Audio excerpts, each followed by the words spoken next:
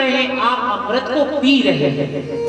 आप कथा नहीं सुन रहे हैं, अमृत को पी रहे हैं। ये अमृत, ये कथा अमृत होती है। और कथा अमृत के माध्यम से देखो, हमारी पृथ्वी पर वो अमृत तो है नहीं, वो अमृत तो है देवताओं के पास, उन देवताओं के पास, लेकिन हमारी पृथ्वी पर वह अमृत कथा के रूप में उपलब्ध है।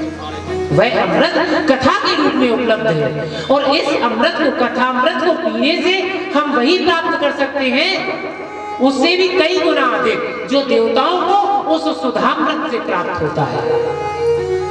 कथा सुनने से विरह की अग्नि पैदा होती है। कथा सुनने से क्या क्या लाभ होता है? कथा सुनने से विरह की अग्नि पैदा होती है। कथा हमारे हृदय में कृष्ण के प्रति हमको आकर्षित करती है, और अपने हृदय में जो कृष्ण के प्रति छटपटाहट होती है उसको दूर करती है। भगवान कब मिलते हैं? भगवान जब मिलते हैं जब आपको मछली जैसी तड़प, जैसे मछली जल के बिना तड़पती है ना, जब आप इस प्रकार से तड़पने लगेंगे तब समझ लो कि भगवान आपके समक्ष आ जाएंगे, आपके हृदय की बात को सुन लेंगे। बड़े बड़े महापुरुषों ने भगवान की महिमा को गाया है। कथा सुनने से सभी का कल्याण होता है, सभी का कलमश दूर हो जाता है। कथा सुनने से सुनने वाला साक्षात मरता तो है, शरीर तो सबका मरता है, लेकिन आत्मा से वह अमर हो जाता है। वह कभी भी संसार में दोबारा नहीं आता है।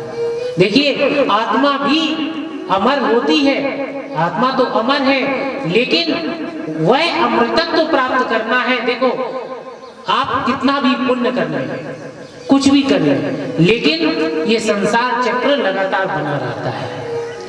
भले ही हम यज्ञ करते हैं, यज्ञ करने से हो सकता है अच्छे कुल में जन्म ले ले, किसी मतलब श्रेष्ठ व्यक्ति के यहाँ जन्म ले ले, किसी श्रेष्ठ कुल में जन्म ले ले, ब्राह्मण कुल में जन्म ले ले, या किसी राजा के यहाँ जन्म ले ले, तो ये हमारी भाग्य होता है। किससे? ये कथा से बनता है, भगवत भक्ति से बनता है।